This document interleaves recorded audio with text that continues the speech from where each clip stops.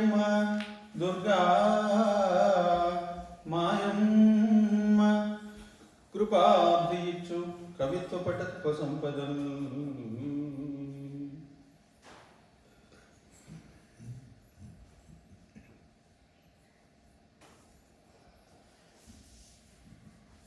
ఆదౌ దేవకి దేవి గర్భజననం గోపీ గృహే వర్ధనం మాయాపూతన జీవితాపహరణం గోవర్ధనోద్ధరణం కంసచ్ఛేదన కౌరవాదిహరణం కుంతీసుతాపాలనం ఏతద్భాగవతం పురాణకథితం శ్రీకృష్ణలీలామృతం.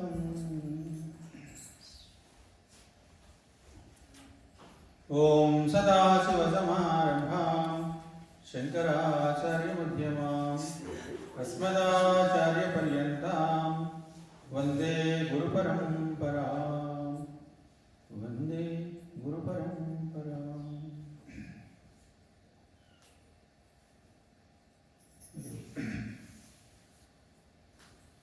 భజన. రాధే శ్యామా హే ఘన శ్యామా రాధే శ్యామా హే ఘన శ్యామా రాధే శ్యామా హే ఘన శ్యామా రాధే శ్యామా హే ఘన శ్యామా రాధా మాధవ మంగళ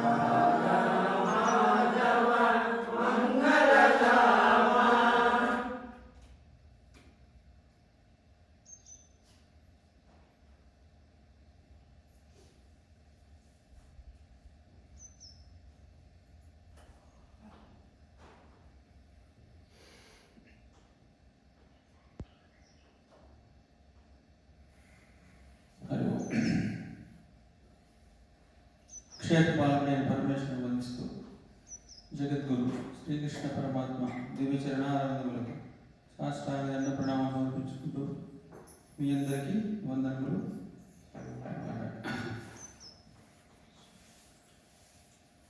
ఉదయం శ్రీకృష్ణామృతం కృష్ణ లీలలు, సాయంకాలము మరి భాగవతంలోని దశావతారాల గురించి చెప్పుకుంటాడు.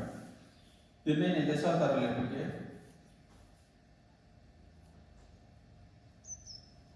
ఎన్నండి?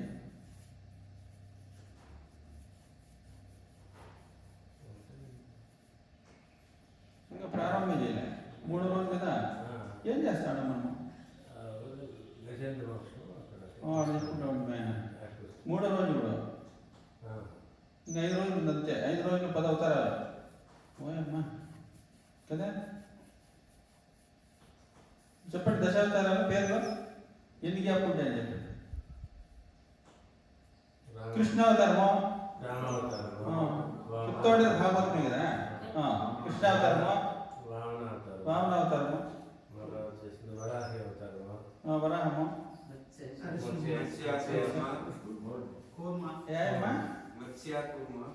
కూర్మ,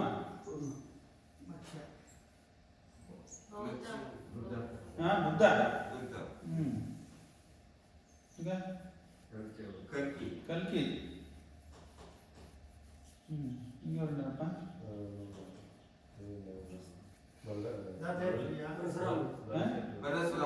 పరశురామ వచ్చేసా. గండ్రగోడలు మర్చిపోతే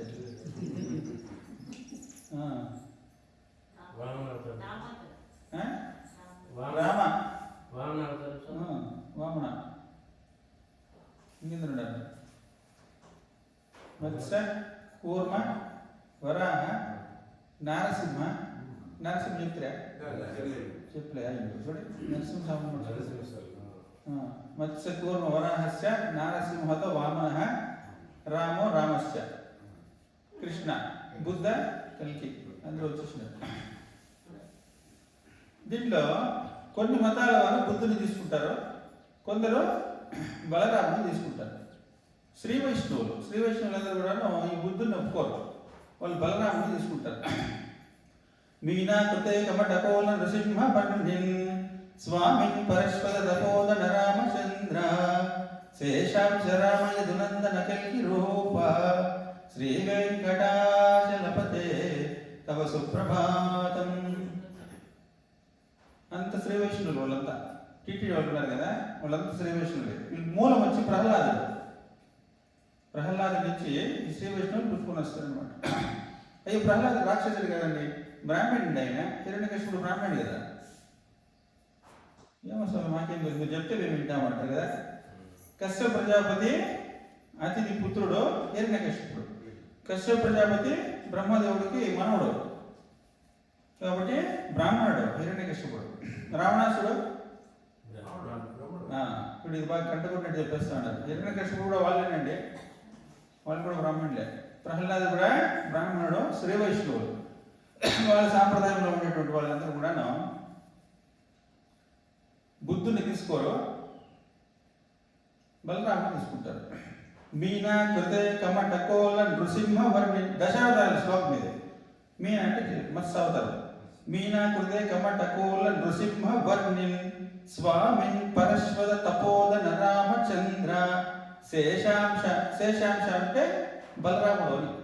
శేషాంశ యదునందన కృష్ణ కల్కి రూప శ్రీ వెంకటాచలపతే తవ సుప్రభాతం. ఇప్పుడు వ్యాసుల వారు రాసినటువంటి అనువాదానికి పోతను రాస్తూ మత్స్య, కూర్మ, వరాహస్య, నారసింహో అత వామన, రామో రామస్య, కృష్ణస్య, బుద్ధ కల్కిచిది దశ అంటన్నమాట. మరి ఇది కాదు అన్నప్పుడు ఆ అవతారం ఎవరిదంటే భగవంతుడి కదా. భగవంతుడి కాకుండా ఏ చీమైనా ఇది వచ్చేదానికి ఉందే, ఏ చెట్టు అయినా ఉండేదానికి ఉందే, అన్ని భగవద్ రూపాలే. కాబట్టి ఇది కాదు అనడంలోనే అందుకే ద్వైతం. అది ద్వైతమతం. పరిపూర్ణమైనటువంటి అద్వైత సిద్ధాంతంలో ఇది అవును అది కాదు అనేదేముంది.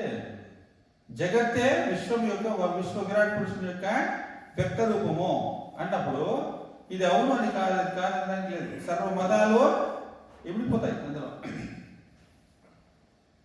కాబట్టి శంకరాచార్యులు బౌద్ధ మతాన్ని ఖండిస్తాడు. ఆయనే ఖండించినాడు కదా అంటాడు. శంకరాచార్యులు బౌద్ధ మతాన్ని ఖండించినాడే కానీ బుద్ధుడిని కాదనలేదు. అర్థమైనా ఏమి? ఇప్పుడు క్రిస్టియన్ మతము వాళ్ళ మతము చేస్తున్నటువంటి పొరపాట్లను ఖండిస్తుంది. నువ్వు క్రీస్తుని కాదని అనుకుందా? చెప్పు.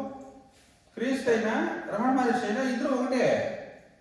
వాళ్ళ అనుయాయులు చేస్తున్నటువంటి మరి ఏ కార్యక్రమాలు అయితే ఉన్నాయో దాన్ని ఖండించుకోవచ్చు. నువ్వు మహాత్ముల్ని కాదనేది అనుకుందా? లేదు. క్రీస్తుని కాళ్ళకు పగ్గాలు కట్టేసి కాళ్ళకు నడి రోడ్లో ఈడ్చుకొని పోతారు. ఈడ్చుకోగలరు. బట్టల నుంచి నీపా చర్మం అంతా ఊడిపోయా కదా, తీసుకొని వచ్చినాయి. ఆ సిలువ ఈ పక్క ఇట్లా పెట్టి ఏం కొట్టింది? మలేసి కొట్టిరి. అయ్యో వదిలేయండి అన్నా. ఏమన్నా? ఏమిలే. ఐయామ్ దట్ ఐయామ్ తత్వమసి. ఏదైతే విశ్వవ్యాపమైన చైతన్యం ఉందో అదే నేనైనప్పుడు ఈ శరీరమే నేను కాదు. నువ్వు శిలేసుకుంటే ఏమి, నువ్వు అగ్గి పెట్టుకుంటే ఏమి, నాకేముంది కదా. ఆయన కంట్లో ఒక బొట్టైన రాలిందా? లేదు. శరీరం తానే కాదు కదా. నేనే సత్యము, నేనే మార్గము, నేనే గమ్యము. ఉండేదే సత్యం కానీ అసత్ అనేది లేనే లేదు. మనము తెలుగులో సంస్కృతంలో చెప్పినాము, ఆయన ఇంగ్లీష్లో చెప్తాడు. తత్వమసి, I am that I am. అదే వాళ్ళ సూత్రం. కాబట్టి బుద్ధుడు కూడా చేసినటువంటి సాధనలు, ఒక సిద్ధార్థుడు బుద్ధుడు అవడానికి ఉపకరించినటువంటి గ్రంథము భగవద్గీత. భగవద్గీత ఆధారంగానే సిద్ధార్థుడు బుద్ధుడు అయినాడు. ఆయా దేశ కాలాలను అనుసరించి ఆయా అవతారాలు వస్తూ ఉంటాయి. కాబట్టి మన మతము కాదు అంటే వేరే మతంలో మోక్షమే లేదా? ఇతర మతస్థులకి మోక్షమే లేదా? హిందువులు మాత్రమే ముక్తి పొందుతారా? కాదు. ఎక్కడైనా భగవద్గీతము మనుషులకే కాదు, చూస్తున్నాం కదా పశుపక్షాదులు కూడా. అన్ని పశుపక్షాదులకి కూడాను ఆహారాన్ని అందించేటువంటి డ్యూటీ స్థితికర్త. 24 లక్షల జీవరాశిలో ఒక్కొక్క రకానికి ఎన్ని కోట్లు, ఎలక, పిల్లి, దోమ, నల్లి ఇట్లా చెప్పుకుంటా పోతే లిస్టు 84 లక్షలు అవుతాయంట. మళ్ళీ ఒక జాతికి మానవుడు అన్నప్పుడు కోట్లు. చీమలు ఎక్కువ ఉన్నాయా? మనుషులు ఎక్కువ ఉన్నారా? చీమలు ఎక్కువ కదా. ఇప్పుడు మనం ఇదా 34 మంది ఉంటాము. చీమలో ఎన్నో లక్షలు ఉంటాయి కదా. ఈ ఆశల పరిధిలోనే ఎన్నో లక్షలు ఉంటాయి. అట్లా దశావతారాలే కాదు, ఎన్ని అవతారాలు ఉన్నాయి భగవంతుడివి. అది ఒక్కొక్క యుగంలోనూ 72 మహాయుగాల్లో ఒక మన్వంతర కాలం ఉన్నప్పుడు ఎన్నో అవతారాలు వచ్చినాయి. దాంట్లో ప్రాధాన్యంగా ఈ 10 అవతారాలు ఉపనిషత్తులు 10 అని చెప్పుకున్నాం మనం. దశోపనిషత్తులు అంటాం. 10 ఉండేది. దశావతారాలు అదేనా ఉండేది. అనేకం ఉన్నాయి. దాంట్లో నాయన ఇవి తెలుసుకోండి, దాని యొక్క రహస్యం అంతా దీంట్లో పొందుపరచబడింది అని దశావతారాలు ప్రధానంగా చెప్పుకుంటాం అంతే. అట్లా దాంట్లో మొట్టమొదటిసారిగా మత్స్య అవతారం, మీన కృతమాలి అనేటువంటి నదీ తీరంలో సత్యవ్రతుడు అనేటువంటి రాజు వానప్రస్థ ఆశ్రమాన్ని స్వీకరించి జలాన్ని, నీళ్ళని మాత్రమే ఆహారంగా తీసుకుంటూ తపస్సు చేసుకుంటా ఉన్నాడంట ఆ రాజు. దీనికి ఒక రహస్యం అండి. ప్రతి దగ్గర మనం ఆగి చూసుకుంటా పోతే ఒక అవతారం అవుతుంది ఒక వారానికి. వీళ్ళు చక్రవర్తులు అయి ఉండి ఏమి లోటు అయినకో నదీ తీర ప్రాంతంలో ఆహారం కూడా వదిలేసి, నీకేం తినేదానికి తిండి లేదా, నీకు రూములు లేవా, ప్యాలెస్లు లేవా, ఆనందంగా ఉండాలి కదా. దాంట్లో ఆనందమో లేదు అనేటువంటి సత్యాన్ని చూడండి. సత్యం తెలుసుకుంటే దేన్నైనా వదిలేస్తాడు. దీంట్లో ఏమి లేదు, సున్నా అనుకుంటే వాడు చక్రవర్తి అయితే ఏమి, భిక్షగాడు అయితే ఏమి. బుద్ధుడు ఇంట్లో అన్నం లేక రాజ్యాన్ని వదిలేసినాడు, భిక్షం ఎత్తుకొని పోయినాడు. లాస్ట్ వాళ్ళ నాయన ఎదురుపడి, నాయన నీకు మేమేమి అడ్డం రాము, నువ్వు ఏం చేయాలనుకుంటావో చెయ్యి, మా ప్యాలెస్కి వచ్చేయి, నీకు ప్యాలెస్ కట్టి ఇస్తాము సపరేట్, నువ్వు నీ శిష్యులతో ఉండి మాకు కూడా జ్ఞానోపదేశము చెయ్యి అంటాడు వాళ్ళ నాయన. ఈ బతికేది ఇట్లా నువ్వు అడగకుండా పోతా ఉన్నావు, ఇదంతా వద్దు, నీ శిష్య సమేతంగా వచ్చేయి రాజ్యానికి, నీకు మేమేమి అడ్డం చెప్పము, యువరాజు పట్టాభిషేకం కూడా చేయము, నీ అంతటి నువ్వు ఉండు, మాకు కూడా జ్ఞానాన్ని బోధించు అంటాడు. ఆయన అంటాడు, నీ జ్ఞానం కావాలంటే నాతో పాటు నడి, అంతే, నేను రాను, నీ జ్ఞానం కావాలా రా, పోదాం ఇద్దరు విషయం వెతుకుందాము అంటాడు. ఇద్దరు విషయం వెతుకుందాం రా, చూడండి ఎట్లుందాం అంటే అంతవరకు ఆయన పడరాని కష్టాలు పడినాడు కదా, పడి ఫోన్లో పోయి ఈ కష్టాలు ఎవరు పడేవాళ్ళు, మళ్ళీ ఎనికిపోతే ఎవరైనా ఏమని అనుకుంటారేమో, ఇప్పుడు మా ఆయన పిలిచినాడు కదా పోతాను అని ఆయన పోవచ్చు కదా, పోయినాడా? ఎంత సుకుమారంగా పెరిగిన వాడు ఇన్ని కష్టాలు పడి మళ్ళీ గోల్డెన్ ఆపర్చునిటీ ఒకటి వచ్చా, పోయినాడా? పోలే. ఆ కష్టాలైనా పడతానే కానీ సత్యాన్ని తెలుసుకోకుండా ఇక వృధా అయినటువంటి ఈ జీవితాన్ని నేను జీవించను, కష్టాలైనా పడతా, సత్యాన్వేషకుడైనా మరణిస్తా, అంతేగాని ఇక వృధా ఒక క్షణం కూడా నేను చేయనటువంటి స్థిర నిర్ణయంతో రాజకుమారుడు ఎడ పడుకుంటాడో, ఏళ్ళు వేస్తాడో, ఏం ఆహారం తింటా ఉన్నాడో, ఎవరు తోడున్నారో, బట్టలులే, స్నానంలే, నీళ్ళులే, అట్లా సంచారి అయ్యి సత్యాన్వేషణ చేసినటువంటి పుణ్యాత్ముడు. అట్లనే సత్యభరతుడు అయినటువంటి రాజు తపస్సు చేసుకుంటా ఉన్నాడంట. ఉదయం సంధ్యావందనానికి పోయినాడు, నీళ్ళు ఇట్లా తీసుకున్నాడు, ఓం భూర్భువస్వహారస్యం భర్గో దేవస్య ధీమహి ధియో యో నః ప్రచోదయాత్ అని సూర్యుడికి అర్ఘ్యం ఇచ్చినాడు. ఇంకొక నీళ్ళు తీసుకున్నాడు, దోశల్లో చూసేదలికి చేప పిల్ల ఉంది, చేప ఒకటి నీళ్ళలో వచ్చేసింది. ఇట్లా వదిలేస్తున్నాడు. మహారాజా మహారాజా నన్ను రక్షించండి అని అడిగింది ఆ చేప. ఏమి కష్టము అంటే, అయ్యో నీళ్ళకి పారేస్తే పెద్ద చేపలు తిమింగలాలు నన్ను తినేస్తాయి, కాబట్టి నన్ను రక్షించండి అన్నాడు అని అడిగింది చేప. మరి శరణన్న వారిని రక్షించేటువంటి ధర్మము రాజుది. నెత్తి దాన్ని కమండలు వేసుకున్నాడు, కమండలు వేసుకొని పోయినాడు పర్మశాల. మళ్ళీ పొద్దున్న లేచినాడు, కమండలు చూసుకుంటే రాత్రి వేసింది చేప పిల్ల, పొద్దున కమండలం అంతా అయిపోయింది. రాజా నేను ఇక్కడ నీ ఇవ్వలేకపోతున్నాను, నన్ను చోటు మార్చండి అంటుంది. ఎత్తుకుపోయి ఒక మడుగులో వేస్తాడు. మళ్ళా ఉదయాన్ని చూడగానే ఆ మడుగంతా అయిపోతుంది ఆ చేప. అయ్యో రాజా నేను ఇవ్వలేకపోతున్నాను, నన్ను ఇంకో చోటుకి మార్చండి అంటాడు. ఇది ఇట్లా కాని పని అని ఎదుగు పెద్ద చెరువులో వేసేస్తాడు. చెరువులో వేసేస్తే మళ్ళా మరుసటి దినానికి చెరువు అంత అయిపోతుంది.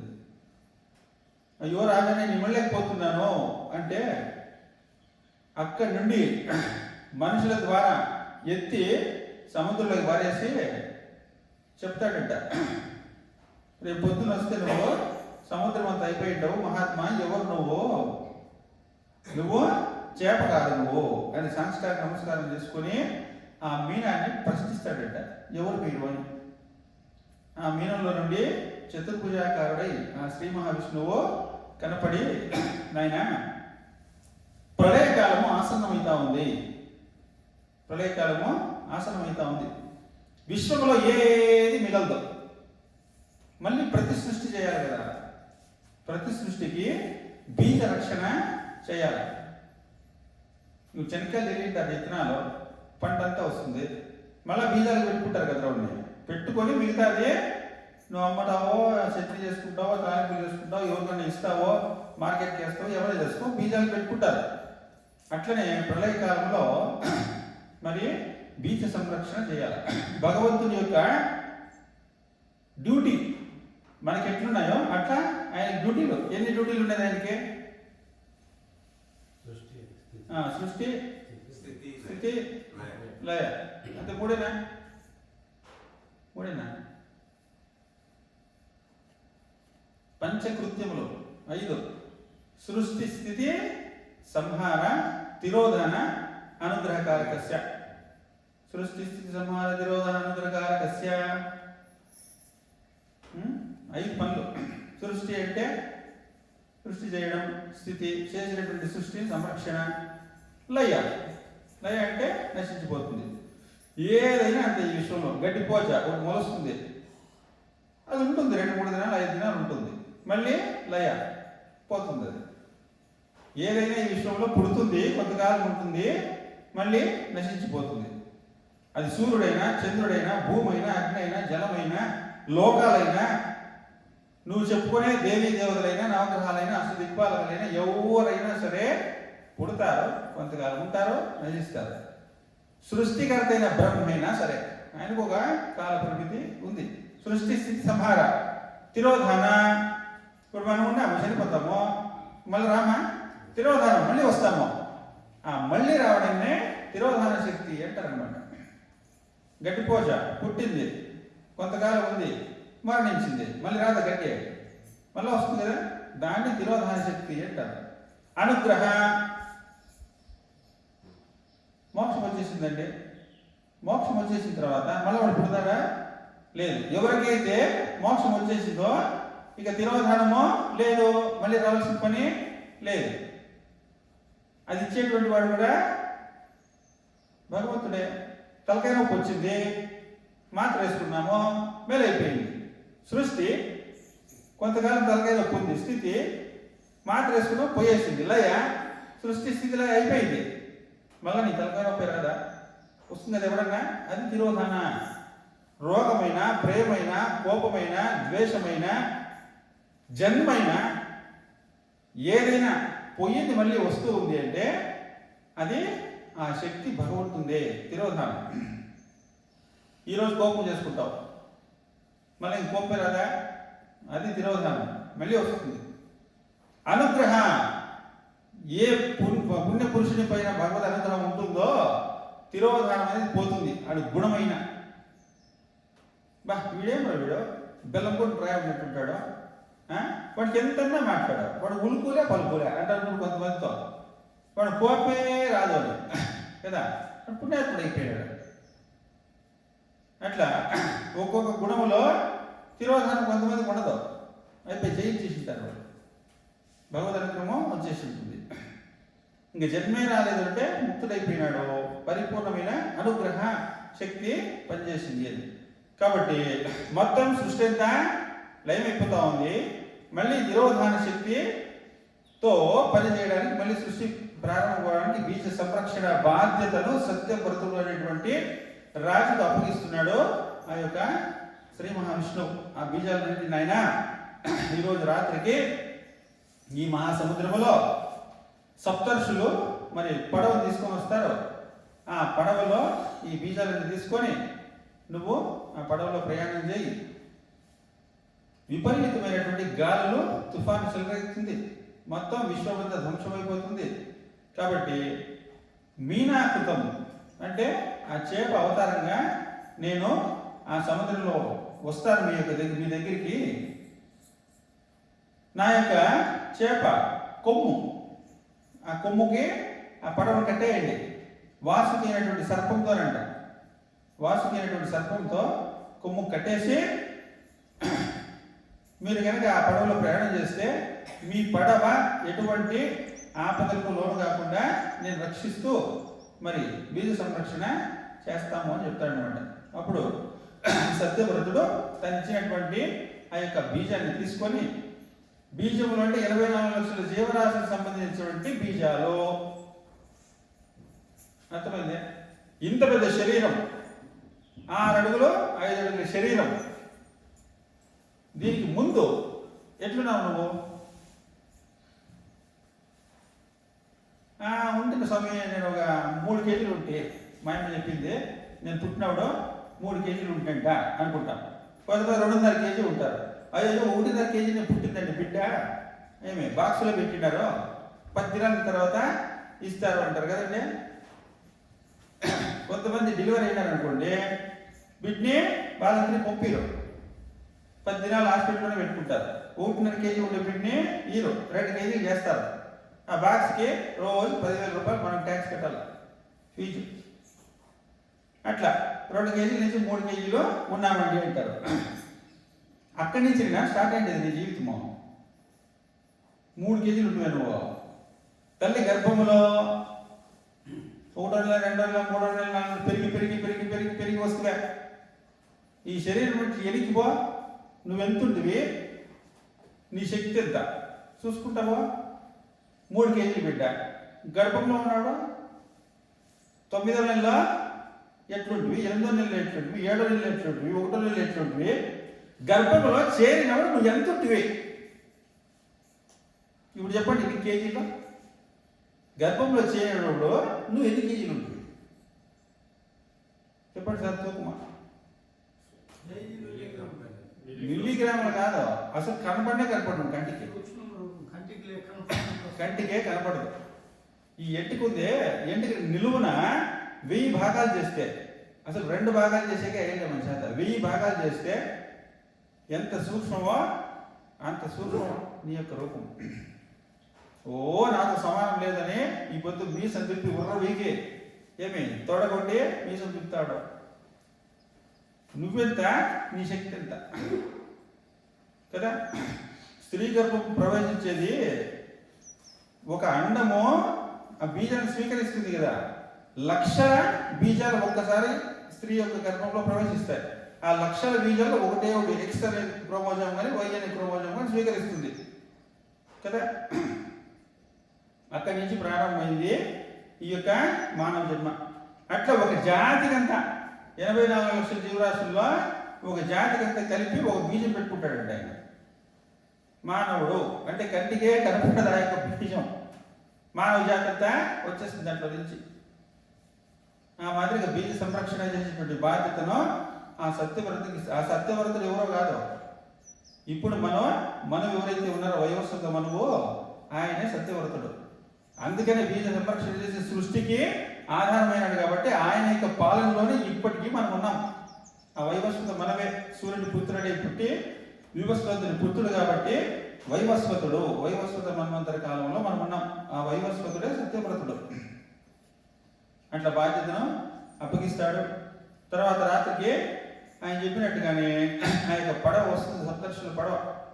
ఆ పడవలో ఆ బీజాలను పెట్టుకొని సత్యవ్రతుడు ప్రయాణం చేస్తూ రాత్రి అంతా ఆ మీనం తిరిగిందంట. ఆ పడవను కట్టుకొని వాసుకి చూడండి పాముగా కట్టేసినారంట. ఆ మీనానికి ఆ పడవకి కట్టేసి అది లాక్కొని పోతా ఉంది. ఈ లోపల బ్రహ్మదేవుడు నిద్రపోతా ఉంటే ఆసురి శక్తి పాజిటివ్ ఉంది, విశ్వంలో నెగిటివ్ ఉంది కదా, 2 ఉన్నాయి. ఆసురి శక్తి హయగ్రీవుడు అనేటువంటి రాక్షసుడు, ఈ భగవంతుడు పక్షపాతి, ఎప్పుడు రాక్షసుడికి అన్యాయం చేస్తూనే ఉంటాడు. వేద ప్రమాణంగా వేదాల ఆధారంగా సృష్టి జరుగుతుంది.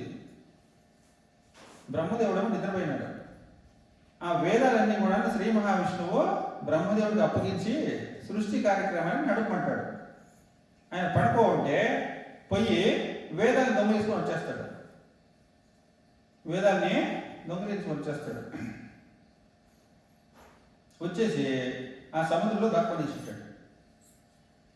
మరి ఈ మత్స్యము అంతా రాత్రంతా తిరిగి తిరిగి తిరిగి ఆఖరికి ఉదయాన్నే మళ్ళీ ఆ యొక్క హయగ్రీవుడు అనేటువంటి ఒక అవతారం కూడా ఉంది.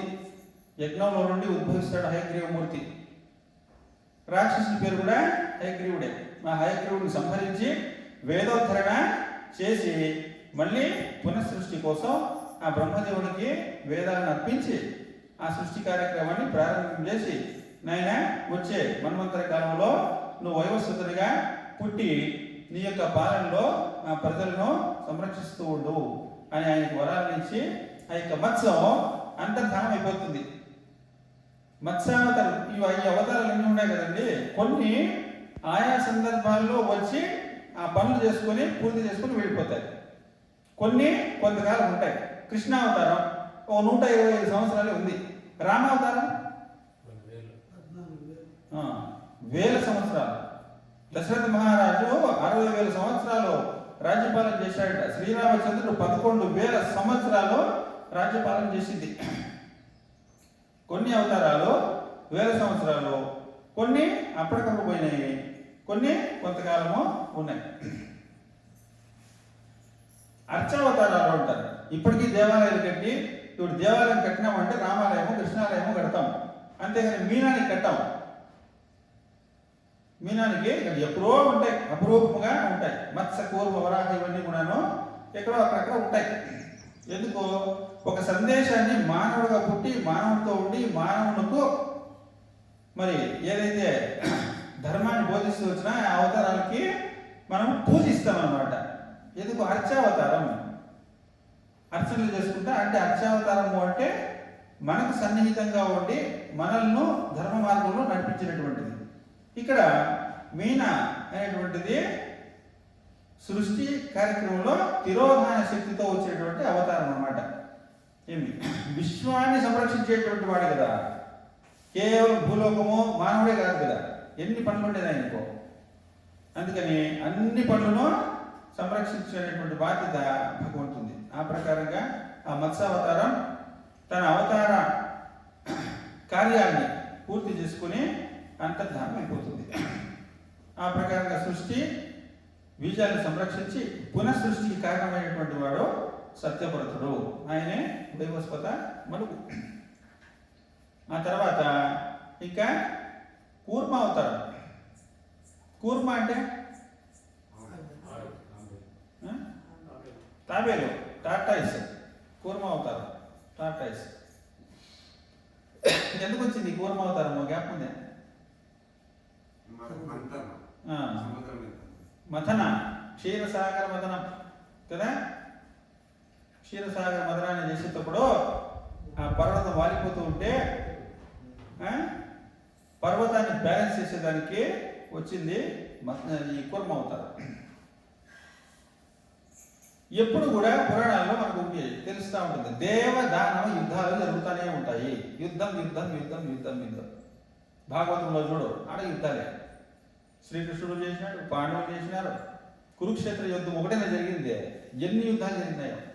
జరాసంధంతో 17 సార్లు యుద్ధం చేసినాడు శ్రీకృష్ణుడు. 18 అక్షౌహిణుల సైన్యాన్ని కురుక్షేత్రంలో చూస్తాం. ఒక్క జరాసంధుడు 21 అక్షౌహిణుల సైన్యంతో దాడి చేస్తాడు కృష్ణ పరమాత్మ మీద. వాడొకడే 21 అక్షౌహిణుల సైన్యం, మొత్తం సైన్యాన్ని అంతా చంపేస్తాడు, జరాసంధుని వదిలేస్తాడు కృష్ణ పరమాత్మ.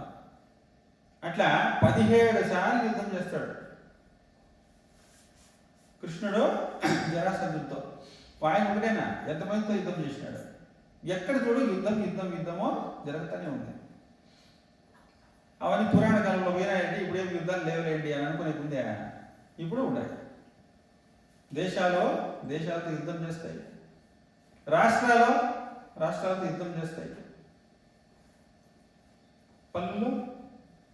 ఆ పల్లె వాడు ఎవడే కానీ ఈ పల్లికి రాకూడదు, ఈ పల్లి నుంచి ఆ పల్లికి పోకూడదు, ముఠా కక్షలు కదా, అవి యుద్ధమే. అంతేకాదు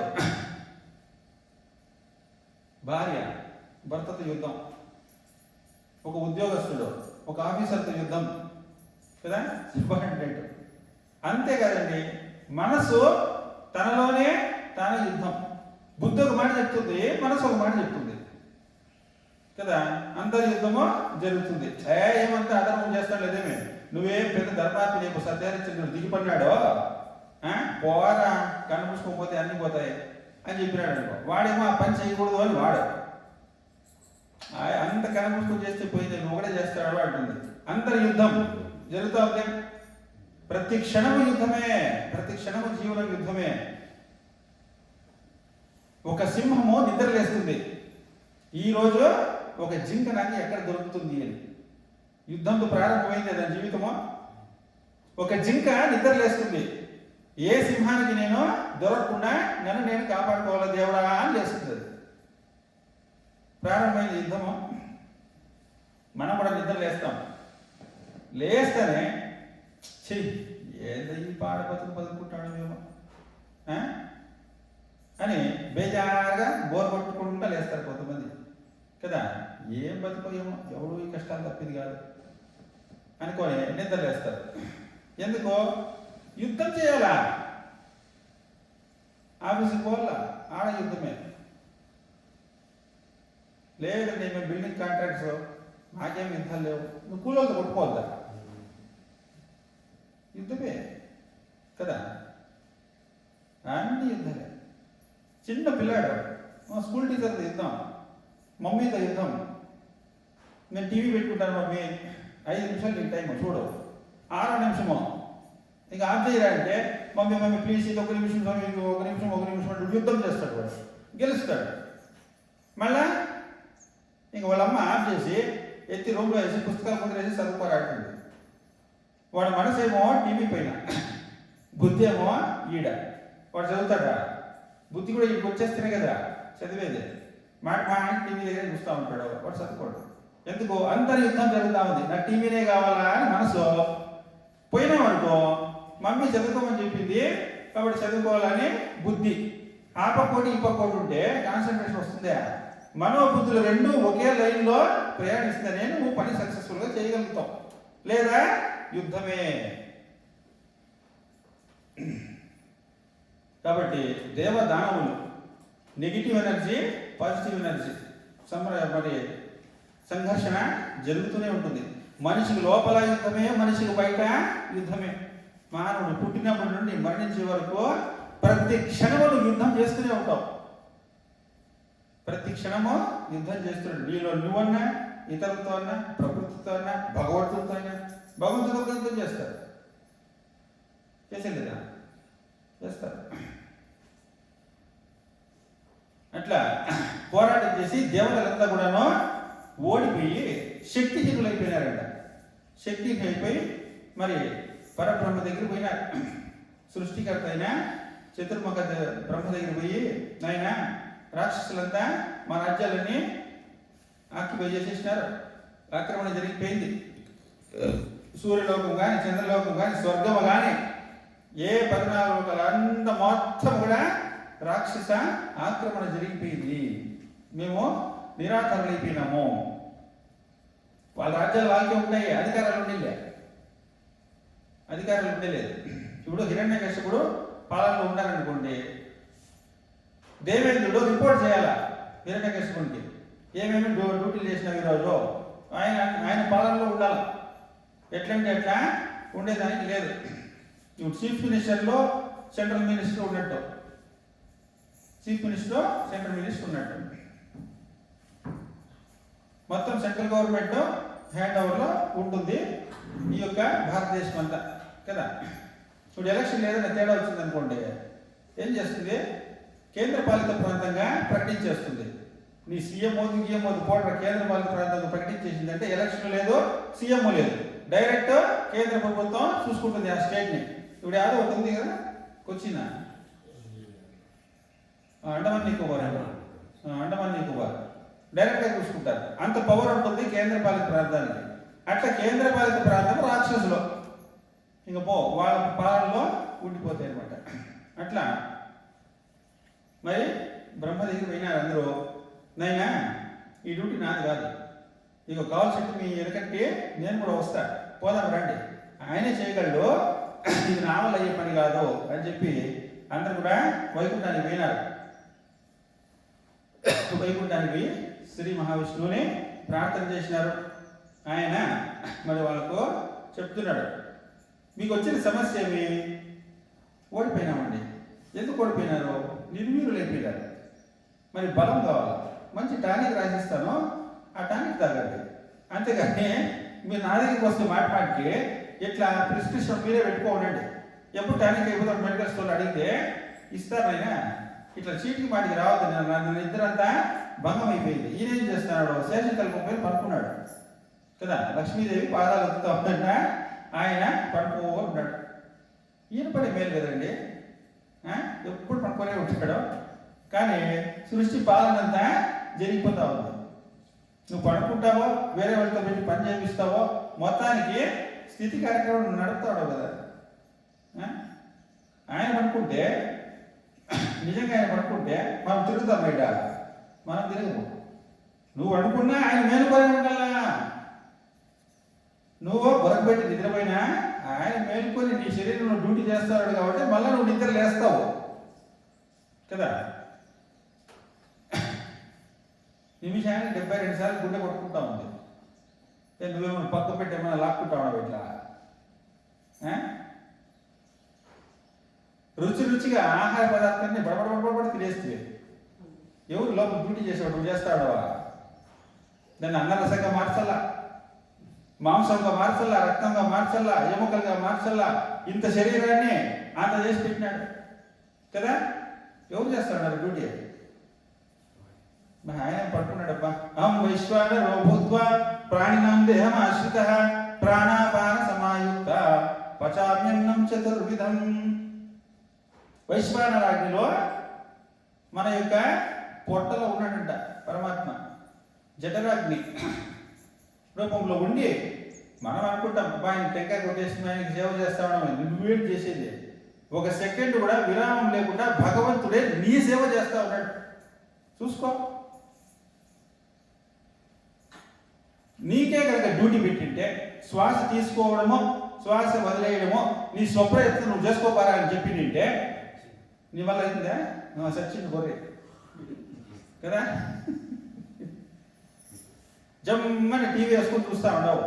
ఈ శ్వాస తీసుకోవడం నువ్వు చేస్తా ఉండవా? నువ్వు నిద్రపోయినా ఆయన మేల్కొని ఉన్నాడా లేదా? శ్రీ మహావిష్ణువు శేషకల్పం మీద పడుకుంటున్నాడంట. నీకేం పనిగా పాటలే.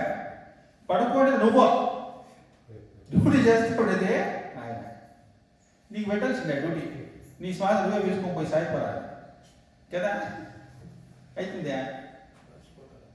బొట్టల వేళలో ఉండే రక్తము తలపైకి ఎక్కుతుంది కదా. సంపులో ఉండే నీళ్లు ట్యాంక్కి పోయేదానికి ఎన్ని మోటార్లు వేస్తాడో నువ్వు ఎంత చూపిస్తాడు. నీ బట్టల్లో ఉండేది పైకి ఎక్కుతుందా లేదా? ఏమి ఏడుతుంది దాని మోటార్ చెప్పు.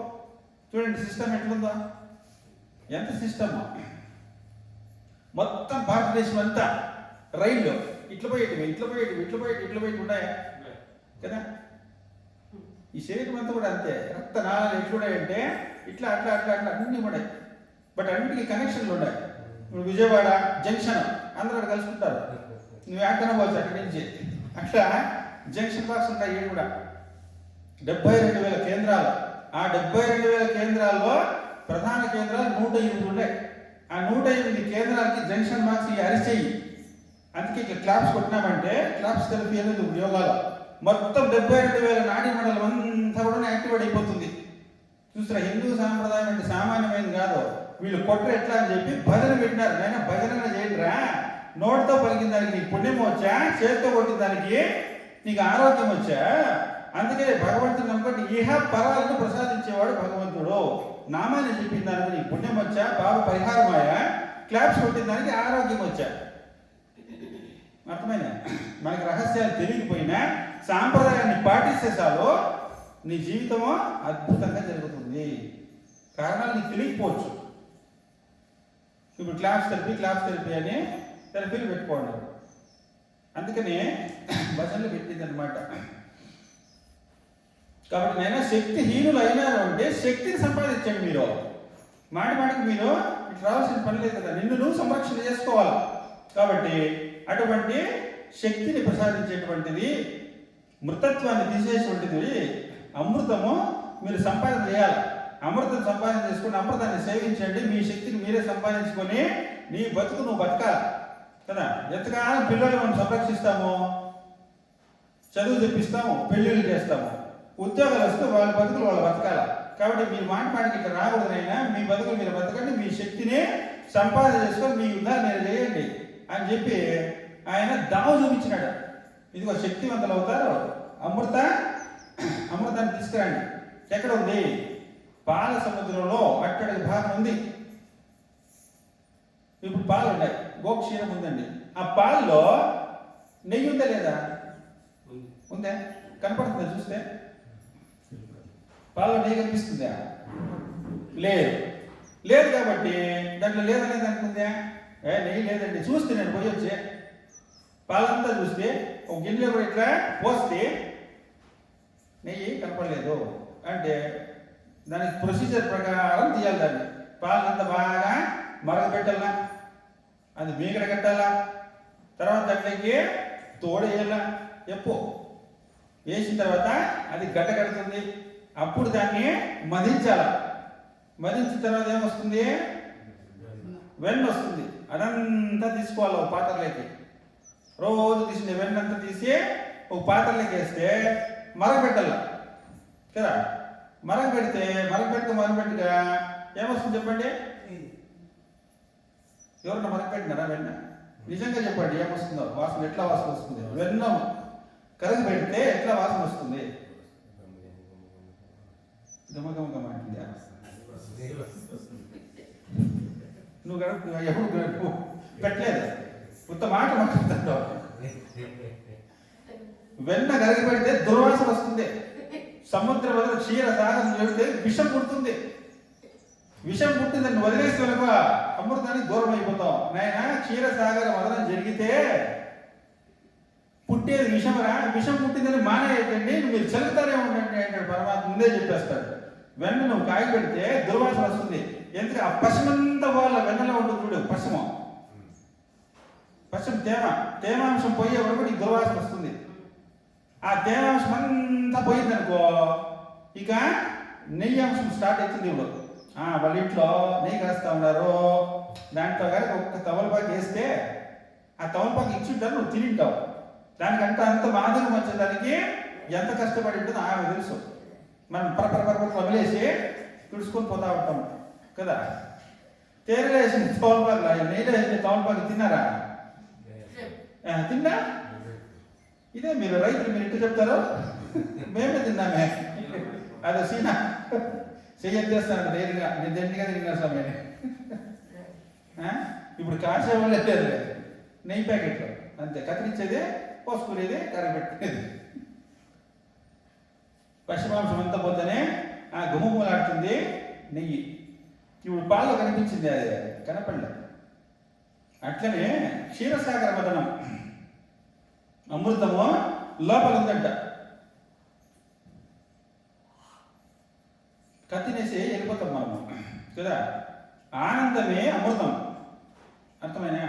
ఆనందమే అమృతం. ఆనందం ఎప్పుడుంది? అదే వెతుకుతా ఉన్నాం, చిన్నప్పటి నుంచి వెతుకుతానే ఉన్నాము. పానీపూరిలో ఉందా, టీవీలో ఉందా, మొబైల్లో ఉందా, కాఫీలో ఉందా, వెతుకుతానే ఉన్నాము. ఇవాళకి దొరికిందిలే. ఆనందం దొరికేసింది అంటే ఇక ఎప్పటికీ నీకు అన్వేషణ ఉండదు, ఇంకా సక్సెస్ అయిపోతావు. ఒకసారి ఆనందము అంటే దాని కొటేషన్ ఏం తెలిసిన, ఒకసారి నీకు పరిపూర్ణమైన ఆనందం దొరికింది అంటే ఎప్పటికీ నీ నుండి పోనే పోదు. ఒకసారి కాఫీ తాగినావనుకో ఇంక జీవితంలో మళ్ళీ కాఫీ తాగే అవసరం లేదా? ఆ దివ్యానుభూతి, ఆ మధురానుభూతి, అబ్బబ్బ ఎంత బాగుందో కాఫీ అంటావే, ఆ బాగుంది అనేటువంటిది నీకు ఎప్పటికట్లా నిలిచిపోతుందా? ఏమీ లే, ఇస్తే అర్ధగంట కదా మళ్ళీ తాగుతాము, నీకు ఏమనుకుంటారో అడిగలే కదా. దానికి ఎన్ని రూల్స్. ఒక కాఫీ చేసేదానికి ఇంట్లో మీకు కాఫీ తాగకండి, కాఫీనే కావాలి, పాలు తాగండి అంటాడు. కాఫీ తాగడానికి పాలు ఇస్తే వాడు ఒప్పుకుంటాడా? ఒప్పుకోడు. ఇంకా టీ తాగేవాడు కావాలంటే వాడు అడ్జస్ట్ చేసుకుంటాడు. చాక్లెట్ అడిగినా వాడికి నువ్వు చాక్లెట్ ఇవ్వాలి వాడికి. ఈ బిస్కెట్ తీసుకోరా అంటే వాడు బిస్కెట్తోనే కొడతాడు. నాకేంటి ఇది అది కదా. అట్లా ఆనందం అని విషయాల్లో వెతుక్కుంటా ఉన్నాం. ఆనందం అంటే ఒకసారి వస్తే ఇంకా పోలేకూడదంట. అది అట్లా ఎప్పుడు చూడలేదు నేను. దాన్ని వెతుకో. నువ్వు ఏడాది వెతికితే ఇంకో దెబ్బలు తిని రాక్షసులంతా వచ్చేసి మరి ఏం చేయాలా? క్షీరసాగర మదనం చేయి. లోపల ఉంది అమృతం. యాడా మనమేం దేవుల కడిగి పోయకుందా?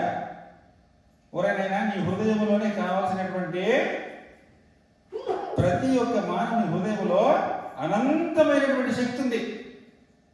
దాన్ని బయటికి తీయాల. పాల లోపల దాగి ఉన్నటువంటి నెయ్యిని ఎట్లా మనం బయటికి తీస్తామో సాధన ద్వారా కదా.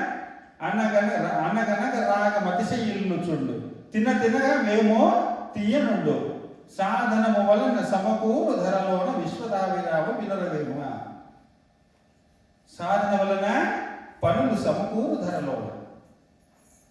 ఊరికి చూస్తే నీకు కనపడదు నెయ్యి. అట్లనే మానవ హృదయంలోనే తాగింది అమృత భాండం కదా. దానికి అంటే ఏమున్నాయి? మనం ఏం వేసుకున్నాం అంగిలో, మీకు బన్నీ కూడా వేసుకోవాలి, ఒకే ఒక షర్ట్ ఉంది అంటారు. కాదు, 5 షర్ట్లు వేసుకోవడం నేను. అన్నమయ, ప్రాణమయ, మనోమయ, విజ్ఞానమయ, ఆనందమయ, ఇవన్నింటి తోసేసుకుంటూ లోపలికి వెళ్ళిపో. క్షీరసాగర మథనం ఆడుంది అమృత భాండం కదా. నీవారశోకవర్తన్వి పీతాభాస్వత్యనూపమా తస్య శిఖాయ మధ్యే పరమాత్మా వ్యవస్థితః స బ్రహ్మ స శివ స హరిశ్చేంద్ర సోక్షర్ పరమస్వరాట్. అడ్రస్ కూడా చెప్పేసాడండి. రాక్షసులకి ఎట్లయితే అమృతం ఎక్కడుందో అడ్రస్ చెప్పినాడో మీరు కూడా క్షీరసాగర మథనం చేయండి అయ్యా. ఈ జనన మరణాల నుండి తప్పించుకుంటాడు. నువ్వు ప్రపంచంలో వెతికితే నీకు దొరికేది దుఃఖమే. క్షీరసాగర మథనం చేయి, లోపలికి వెళ్ళు, ఇంకా వెళ్ళు, ఇంకా వెళ్ళు, ఇంకా వెళ్ళు, ఇంకా వెళ్ళు. అన్నమయం దాటు. మనం ఎప్పుడు అన్నమయంలోనే ఉంటాం. తిండి, నిద్ర, నిద్ర ఆహారం, మైతున భయ, ఇవన్నీ అన్నమయ కోసం. మన జీవితమే అన్నమయంలోనే సాగిపోతా ఉంది. నువ్వు ప్రాణమయాన్ని కూడా చూడలేదు ఇంతవరకు. మనోమయ, విజ్ఞానమయ, ఆనందమయాలు దాటితే లోపల ఉన్నాడంట పరమాత్మ.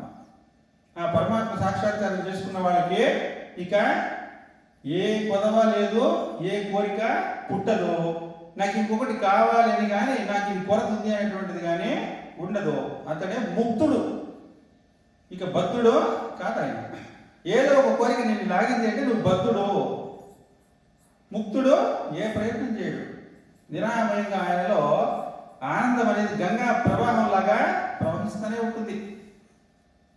కాబట్టి క్షీరసాగర మథనములో పెట్టిన అంతరార్థాలు మరి పంచకోశాలను దాటి లోపల ఉన్నటువంటి సెల్ఫ్ ఇన్వెస్టిగేషన్, భూయామై, ఈ నేను ఎవరు అనేటువంటి తెలుసుకోవడమే క్షీరసాగర మథనం. దాన్ని కథల రూపంలో మనకు అందజేసినారనమాట. కాబట్టి దేవతలకు ఆ రహస్యాన్ని చెప్పిన తర్వాత, ఇదిగోనైనా మీరు రాక్షసులతో పోట్లాడి పెట్టుకోవద్దండి, ఎవరితో కూడా మీరు పోట్లాడద్దండి అంటారు. అందుకనే ఒక సూత్రం కూడా ఉంది. బంధువులు ఎంత క్రూరులైనా, ఎంత చెడ్డవాళ్ళైనా వాళ్ళని వదులుకోకూడదంట. ఎందుకు అంటే మురికి నీరు తాగడానికి పనికి రాకపోయినా మంట లాగిపోయేదానికి పనికి వస్తాయంట. అట్లా ఎంత చెడ్డ బంధువులైనా వదులుకోకూడదంట, మంట లాగిపోయేదానికి పనికి వస్తాయంట. ఇప్పుడు ఎవరైనా కొట్లాట్లు వస్తే వాళ్ళని సపోర్ట్ పోతారంట. అట్లా రాక్షసులు అని చెప్పి మీరు వాళ్ళతో డబ్బులు పెట్టుకోవద్దండి. వాళ్ళతో సమ్యంగా సఖ్యంగా ఉండి మరి క్షీరసాగర మథనం చేయండి నాయన. మరి సముద్రాన్ని చిలకాలి. యశోదాదేవేమో బాణలో చిలికారని మంచి కూతురు పెట్టుకుని చిలికారు. మరి సముద్రాన్ని చిలకాలంటే మేరు పర్వతం పెట్ట, మేరు పర్వతాన్ని తీసుకొని రండి. ఆ మేరు పర్వతాన్ని వేసి పక్కం కావాలి కదా, వాసుకినండి పాపం. ఆ వాసుకిని తీసుకొని వచ్చి దానికి 3 చుట్లు చుట్టి చుట్టేస్తే ఒక పక్క తోక వస్తుంది, ఒక పక్క పాము పడగలు వస్తాయి, చిలకలంట.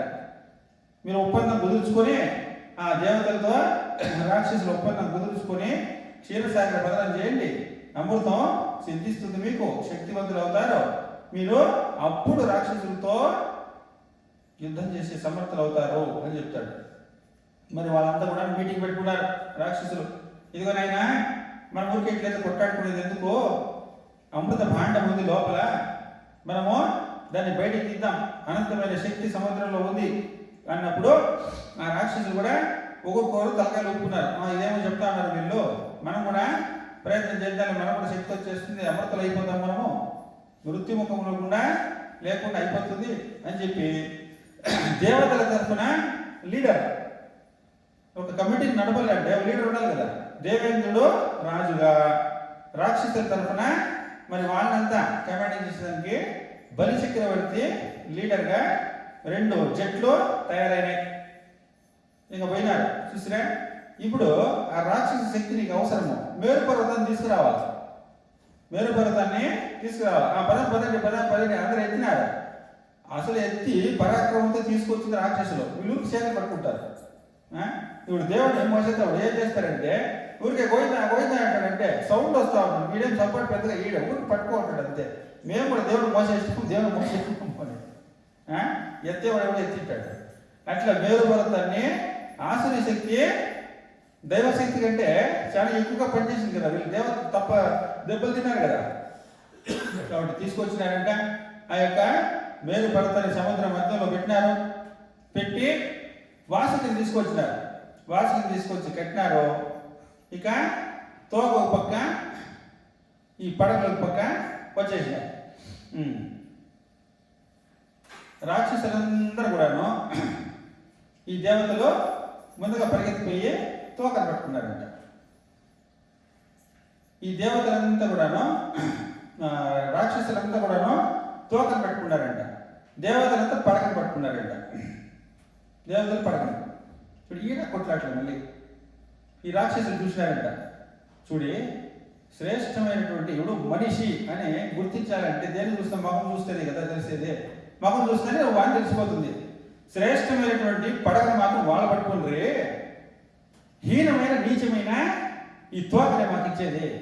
మేము జిరికెళ్ళిపో స్ట్రైక్ ఆడు కూడా. ఇంకా అందరూ వచ్చినారంటే దేవీ దేవతలందరూ వచ్చేసినారు. ఆడికే క్షీరసాగర మదనం జరుగుతూ ఉంది అంటే మొత్తం బెటాలియన్ ఒక ఊర్లో పల్లెల్లో బోర్లు వేసినాం అనమాట. ఒక బోర్ వేస్తామంటే ఊరంతా వచ్చేస్తుందండి. అది చూసుకోరు ఉంటారు. కదా నీళ్ళ పడుతుందా లేదా, ఏదో వచ్చింది కలెక్ట్ అయింది అనుకోండి, అందరూ వచ్చి చూసుకోరు ఉంటారు ఎదురుగా. ఏది చిమికి అనకూడదు.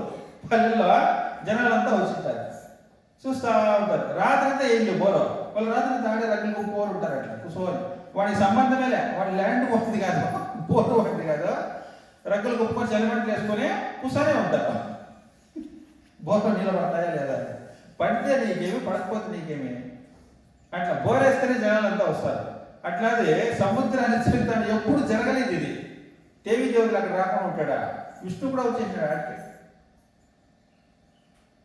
ఏమి అసలు తోక దగ్గరికి పోండి సైకిల్ చేసిందే విష్ణువు. ఇటు చూసినారండి వాళ్ళు. విష్ణువు చూస్తే అదే పడగ దగ్గరికి పోండి అని దేవతని సైకిల్ చేసినాడు. మీరు పడగ దగ్గరికి పోండి. వాళ్ళు పోయి పడగ పట్టుకున్నారు, వీళ్ళు తోక పట్టుకున్నారు. విష్ణువుకి ఎట్లా తెలుసు? ఇచ్చింది తీసుకోరు వాళ్ళు. ఇచ్చింది తీసుకోరు. రాక్షస ప్రవృత్తి అది. కాబట్టి వాళ్ళు ఎట్లా ఇచ్చింది తీసుకోరని తోక దగ్గర వాళ్ళు పోయినారు, వీళ్ళు పోయినారు. మళ్ళీ చూసినారు వాళ్ళు కొట్లాడుతూ ఉన్నారు. ఎట్లా అంటే సరే పోటీ ఆటకే అయినారు. వీళ్ళు తోక దగ్గరికి వెళ్ళిపోయినారు. వాళ్ళు పడగల దగ్గరికి వచ్చేసినారు. చూడండి మూర్ఖులు. ఇప్పుడు పట్టి లాగినామంటే అది విషం దక్కింది అనుకో, ఎక్కడి నుంచి వస్తుంది విషము? అంటే పెద్దల మూట సద్యన్న మూట. ఇచ్చి తీసుకుంటే ఆనందంగా ఉంటావు. నాకు అది రానా, నాకు ఇది రానా, నాకు వాగం పెట్టలే, నాకు పెద్దోడికి ఎక్కించేస్తే కళ్ళు నింపులు మంట కదా. ఇచ్చి తీసుకోకపోతే ఈ ఆడగలట ఉండలే. ఆసురి శక్తి లోపల ఉంది, తనతో ఉంటుంది. అది మాట్లాడాలి. ఈ పక్కన కూడా అంటే విరువురికే ఉంటాను. ఇక చూడు అంత బాగా ఆస్తి అంతా అంటే ఒక మాట మాట్లాడేదానికి ఏమి ఈ మందు బస్పండ అని తిప్పుతా ఉంటారు కదా. నీ ఆశ్రయ శక్తి కాకుండా పక్కలో నీ ఆశ్రయ శక్తి కూడా నీలో దూరేస్తే ఇక ఏం చేస్తాడు? పంపించకుండా కదా.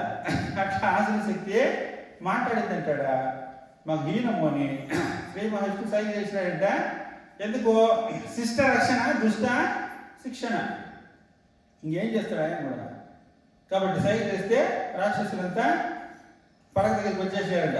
మీసాలు చెప్తున్నారు, చూస్తువే మేమే గెలిచినాము అని. నీ బొంద గెలిచినావు. అది విషయం లెక్కగానే ఆడుండే వాళ్ళంతా మాడి బస్ అయిపోయినారు. భగవంతుడు నమ్ముకున్న వాళ్ళు రక్షింపబడ్డారా కదా. ఆయన సైన్ చేస్తే పోయినారు. సరే వచ్చేయండి అంటే వచ్చేసినారు. శరణాగతి కదా. గురువునో దైవానికో నువ్వు నీ జీవితాన్ని నడిపించుకుంటే నడిపేటువంటి వాడు పరమాత్మ. ప్రారంభమైంది మ్యాచ్, క్రికెట్ మ్యాచ్ కూడా అంతే కదా. బౌలింగ్ ఎవరు, బ్యాటింగ్ ఎవరు కదా, టాస్ వేస్తారు. ఇప్పుడు కూడా అదేనా? అదే సిస్టమ్. మేము కొట్టాడుకునే పల్లె రాజు పూలు ఉంటుంది. ఎవరు ఏం చెప్తే ఆ మ్యాచ్ డివైడ్ అయిపోతుంది. ఆడు కూడా అదేనండి, టాస్ వేసుకుంటారు. అయినా ఇక రాక్షసులంతా పడక వైపు, ఈ తోక దగ్గర దేవతలు క్షీరసాగరాన్ని ప్రారంభం చేసినారు. ప్రారంభం చేయగానే చిలుకుతా ఉన్నారు. చిలుకుతా ఉంటే బ్యాలెన్స్ తప్పింది. కొండ కింద ఏం లేదు కదా. ఎట్లంటే ఎట్లా పోతా ఉంది ఆ కొండ. మునిగిపోతా ఉంది, ఒకసారి పైకి వస్తుంది, ఎడపక్క వాళ్తుంది, ఒకసారి కుడిపక్క వాళ్తా ఉంది. అప్పుడు దేవతలంతా కూడా ప్రార్థన చేస్తూ ఉంటారంట, శ్రీ మహావిష్ణువు ఆయన ఇది అయ్యే పని కాదు, ఈ ప్రకారం అయిపోతా ఉంది, ఇది మునిగిపోతా ఉంది అన్నప్పుడు ఆయన కూర్మ అవతారాన్ని ధరించినాడు. తాబేలు యొక్క పైన ఈ చిప్పు ఉంది కదా, ఎంత గట్టిగా ఉంటుందండి. తాబేలు అక్కడ ఉంటుంది అనుకోండి, దాని మీద ఏనుగు నడుచుకొని వెళ్ళిపోయింది అనుకోండి, దానికి ఏమీ కాదు. అంత బలమైనటువంటి ఏనుగు నడుచుకొని పోయినా ఆ తాబేలు మీద బతికే ఉంటుంది. అది ఆ తాబేలు లోపల నుంచి కాళ్ళ చేతులకి బయటకు పెడుతుంది అనుకో, తలకాయ బయటకు వస్తుంది, రెండు చేతులు రెండు కాళ్ళు అన్నీ ఒకసారిగా బయటకు వస్తాయి. దాని మీద ఒక ఏటి క్లెయిన్ అన్ని లోపలికి వెళ్ళిపోతాయి. ఒక ఏటి నువ్వు కొట్టినావంటే ఓహో నాకు ఏదో ప్రమాదం జరుగుతుంది అని మొత్తం అన్ని లోపలికి వెళ్ళిపోతే చిప్పు మాత్రం పై ఉంటుంది. నువ్వు ఇట్లా కొట్టినా కూడా దాన్ని రాయితో కొట్టినా కూడా పగలదు, అంత స్ట్రాంగ్గా ఉంటుంది అన్నమాట. కాబట్టి కూర్మ అవతారాన్ని ధరించినారు. పూర్వకాలంలో ఈ తాబేలు చిప్పు ఎత్తుకొని వచ్చి ఈ గంధప్రాయ ఉంటుంది కదా, దాని మీద సాది దాన్ని ఎత్తి నాటిమిట్లకి తాపిస్తా ఉన్నాడు. స్ట్రెంగ్త్, బలం వచ్చేదాన్ని. మీకు ఎంతగా జ్ఞాపకం ఉందేమో.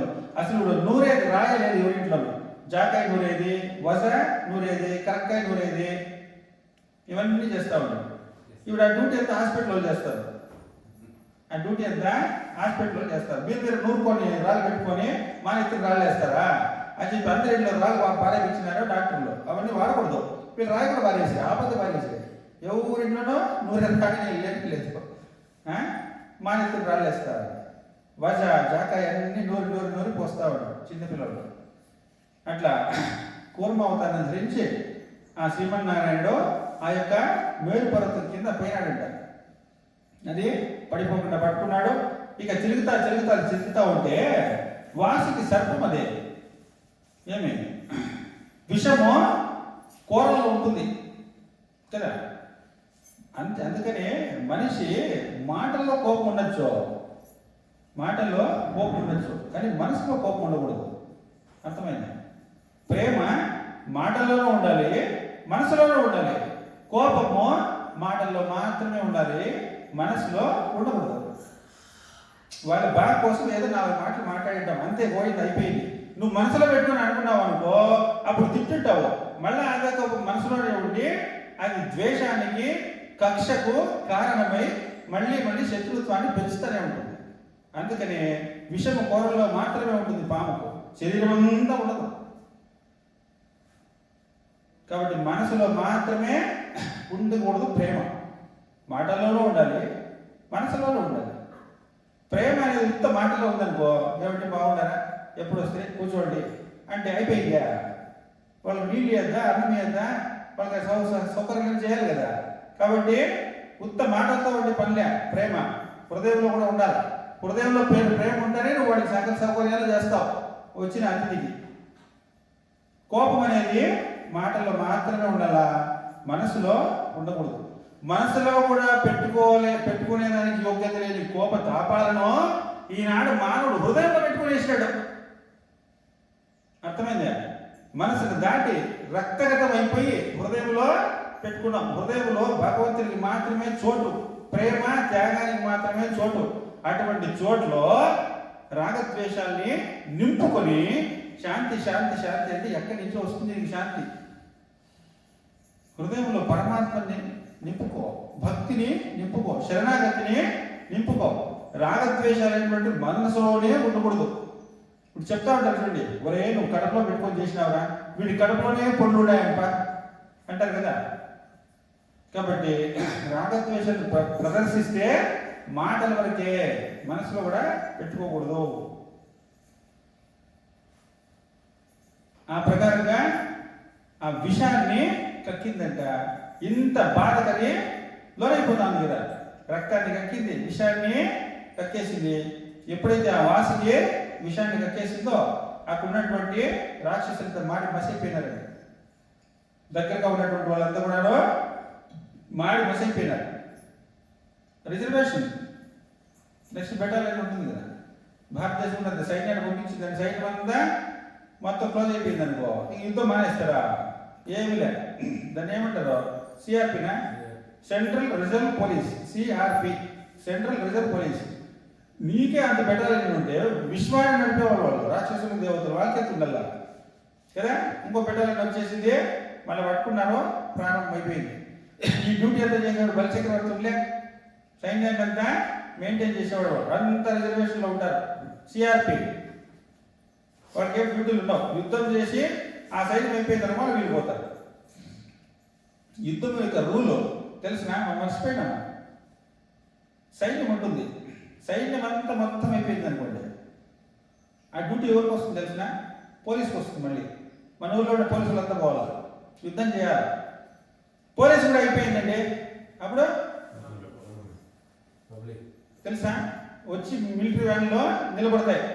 ఎవరెవరు ధైర్యంగా మీరు యుద్ధం చేయగలరో, పోరాడగలరో అందరూ వ్యాన్లు ఎక్కండి అని వ్యాన్లో ఎక్కించుకొని వెళ్ళిపోతారు బార్డర్కి. ప్రతి ఒక్కరు యుద్ధంలో పాల్గొల్సిందే. అయ్యో నాకు ఇష్టం లేదండి, ఎత్తి ఇప్పుడు వ్యాన్లో వేసినాడు అనుకో, అయ్యో నేను చనిపోతే ప్రజల యొక్క ధన మాన ప్రాణాలతో సహా అధికారం ప్రభుత్వానికి ఉంది. అప్పుడు తెలుస్తుంది ప్రభుత్వం యొక్క అధికారం ఏమిటి అని. నీకు ఇష్టం లేకపోతే ఎత్తి లోపల వేసినాడంటే నువ్వు కనీసం పడిపోయి నిలబడి ఉండవు, మన స్ట్రెంగ్త్ అన్నది చూసి కూడా పారిపోతాడేమో అని. నేను పోరాడడానికి కూడా నీకు హక్కు లేదు. నువ్వు పోయాడా కనీసం పోవడానికి తప్పేయాల, ఈడు చంపు నేను చంపేస్తుంది. మళ్ళీ నువ్వు ఆడపోయి చంపారా ఇప్పుడు, ఓ మీసాలు వెళ్ళేస్తే రాలే చూసుకుందామా అంటే కదా, నువ్వు పోయి ఆడుకో, పోపా నీ ప్రతాపం పెంచుతుందా చూపిపో. మీ పక్కింటి ఎదిగేటట్టుదే కాదు, అవకాశాలు ఉంటాయి. ఇప్పుడు ఎన్సీసీ వాళ్ళకి, ఎన్సీసీలో ఉన్నప్పుడు ఆర్మీ అటాచ్మెంట్ క్యాంప్స్ అనేస్తారు. ఎన్సీసీ వాళ్ళని ఆర్మీతో అటాచ్ చేసేస్తారు. మేము కూడా చేసినాం ఆ క్యాంపులన్నీ. ఆర్మీలో పోయి చేరేయాలి వాళ్ళతో పాటు. నెల రోజులు మనకు అవకాశం ఇస్తారనమాట. నెల రోజులు అవకాశం ఇచ్చి ఆర్మీలో ఉంటాం. మన ఇండియన్ గవర్నమెంట్ ఎంతెంత ఆయుధాన్ని కలిగి ఉంది, ఎట్లా ఎట్లా ఆయుధాలు ఉన్నాయి, ఏ పర్మిషన్ లేకుండా ఫ్లైట్ మన అట్మాస్ఫియర్లో వచ్చింది అనుకోండి, ఇక్కడ రాకెట్ లాంచర్స్తో పేల్ చేసినామంటే ఇక్కడి నుంచి ఫ్లైట్ పోయిందా అవన్నీ చూపిస్తారు మనకు. ఎందుకో ఇప్పుడు చూసుంటే రేపు పొద్దున్నే పౌరులే యుద్ధం చేయాల్సి వస్తే నువ్వు సిద్ధంగా ఉండాలా. అన్ని ట్రైనింగ్ ఇచ్చేసి ఎవరెవరు పేర్లు ఇవ్వండిరా, మిలిటరీ వ్యాన్ వచ్చి మీ ఊర్లో నిలబడిందంటే నేను తప్పకుండా వస్తాను అని. సార్ అప్పుడు కాదు ఇప్పుడే వస్తాము అని వాళ్ళు ఎందరో ఉన్నారు ఎన్సీసీ స్టూడెంట్లు. అప్పుడు దాకా ఎందుకండి, ఇప్పుడు ఆర్మీలో నేను జాయిన్ అయిపోతా ఇవ్వండి అని. అట్లా దేశభక్తి. ఆ ప్రకారంగా మిలిటరీని ఏం చేస్తాడు, ఆర్గనైజ్. బలిచక్రవర్తి మళ్ళీ ఇంకో టీం వచ్చేసింది, కదులుతూ ఉంది. ఇక ప్రోగ్రామ్ నడుస్తూనే ఉంది, నడుస్తూ ఉంది. అక్కడ ఐరావతం అనేటువంటి ఏనుగు, కామధేను, ముందు కామధేను వచ్చింది. కామధేను రాగానే మరి యజ్ఞయాగాదులకు ఆవులు పుష్కలంగా పాలు ఇవన్నీ కావాలి, యజ్ఞ సమిధులు కావాలి కాబట్టి అది దేవత తీసుకున్నారు. ఆ తర్వాత ఐరావతం వచ్చింది, ఉచ్చైశ్రవం వచ్చింది. ఉచ్చైశ్రవాన్ని బలిచక్రవర్తి తీసుకున్నాడు. కల్పవృక్షం వచ్చింది, కామధేను వచ్చింది. ఏమి వచ్చిన ఈ యొక్క గిఫ్ట్లు ఏవైతే ఉన్నాయో అవన్నీ అక్కడ ఒకటి ఇక్కడ ఒకటి అక్కడ ఒకటి ఇక్కడ పంచుకుంటా ఉన్నారు వీళ్ళు. ఏమి అప్సరస కాంతలు వచ్చినారు, దేవతలు తీసుకున్నారు. వారుని అనేటువంటి కాంత వచ్చింది, ఆమెను రాక్షసులు తీసుకున్నారు. ఇట్లా అక్కడి నుంచి పుట్టుకొని వస్తున్నాయి ఒకటి క్షీరసాగరంలో. ఇదంతా చూడండి, నువ్వు మెడిటేషన్ చేస్తే అంతరాన్వేషణ అంటే ఏమో కాదు, ధ్యానమే. లోపల ఉన్నటువంటి చైతన్యం ఏదైతే ఉందో ఆ చైతన్యము 5 శరీరాలను ధరించి ఉంది, పంచకోశాలను ధరించి ఉంది కదా. లోపల జీవుడు, లోపల ఉన్నటువంటి చైతన్యముతో లోపల ఉన్నటువంటి వ్యక్తి యొక్క అనుభవాన్ని పొందడమే ధ్యానం. నువ్వు ధ్యానం చేస్తూ ఉన్నప్పుడు దివ్యమైన శక్తులన్నీ వస్తాయి, బై ప్రోడక్ట్స్ ఎన్నో శక్తులు వస్తాయి. అట్లా అంతర్వాన్వేషణ చేసేటప్పుడు, ఆ క్షీరసాగరము మదనం చేసేటప్పుడు ఎట్లయితే ఈ యొక్క సిద్ధులన్నీ కనిపిస్తూ ఉన్నాయో అట్లా సాధనకు కూడా అనేకమైన సిద్ధులు లభిస్తూ ఉంటాయి అంతరాన్వేషణలో.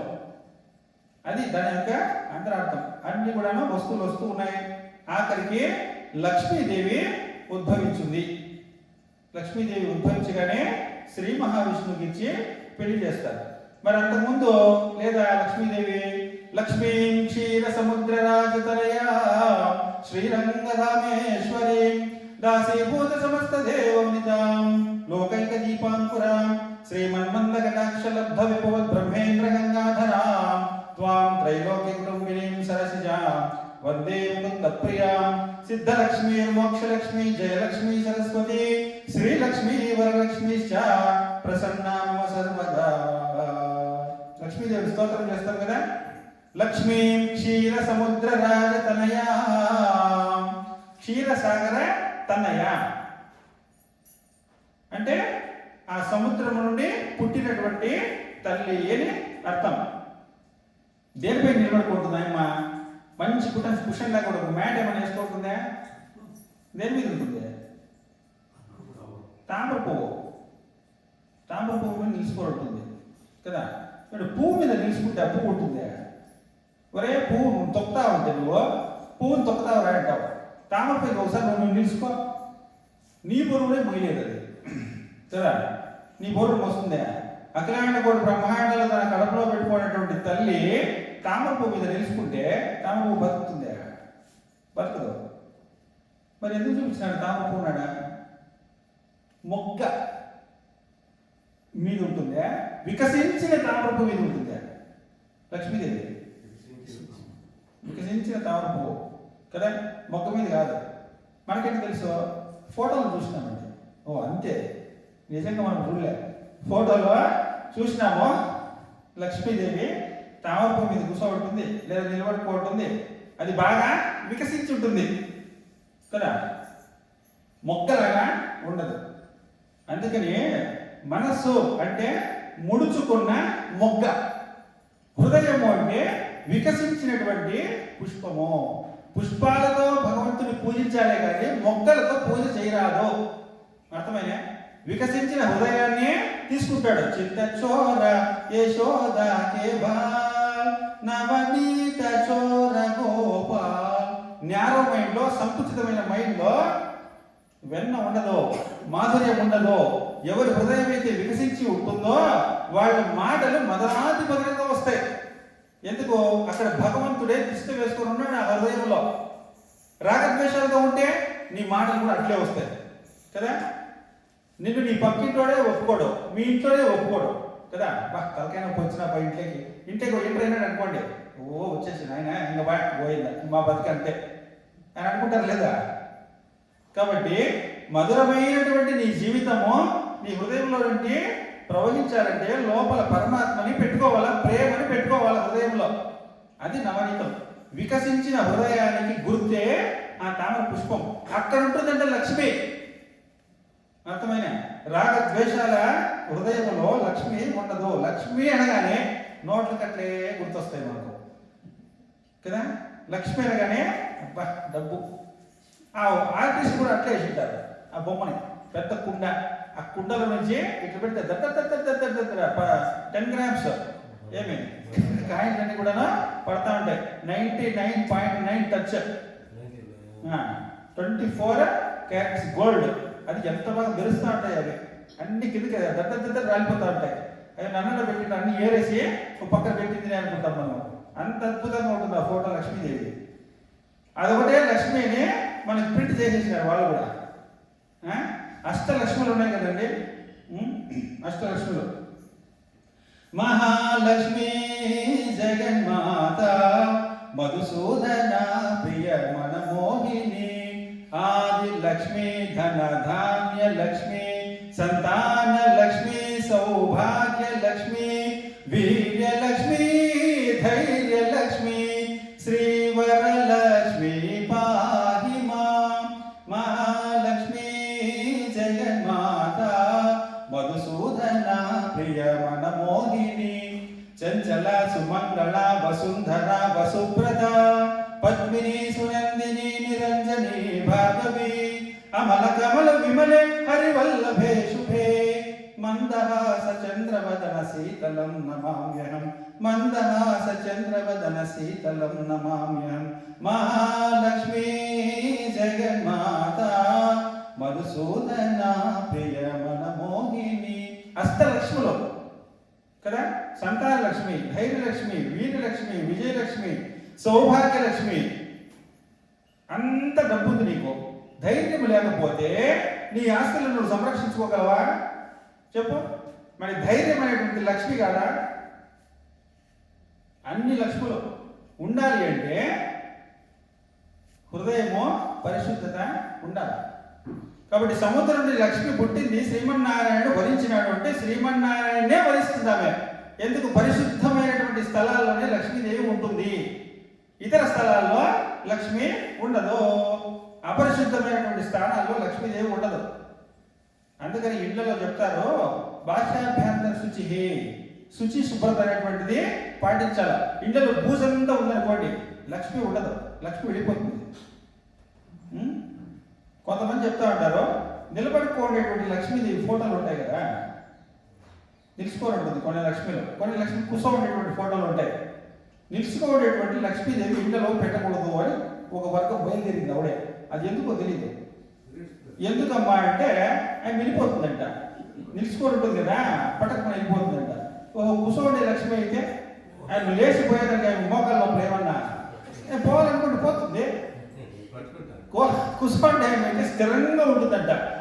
పోవాలనుకుంటే పట్టుకుపోయింది మోకాల్లో. నువ్వా చూడు ఎంత తయారైనా చూడండి. ఆయన కూడా ఇంకా బాబు కొండెత్తుకోపోతా అంటే ఆంజనేయ స్వామి, అయ్యో కొండెత్తుకోపోతా అన్నట్టు ఆంజనేయ స్వామి ఫోటో వేశారు కదండి, మీ ఆస్తులు ఎత్తుకుని వెళ్ళిపోతాడు అంట. ఏం చేసుకుంటాడు? కొండ దిక్కునే కూడా పనికిరావండి మన ఆస్తులు ఆంజనేయ స్వామికి.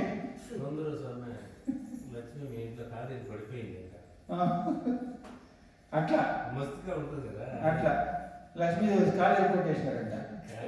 అది వాళ్ళ ఇంట్లో స్థిరంగా ఉండిపోయింది.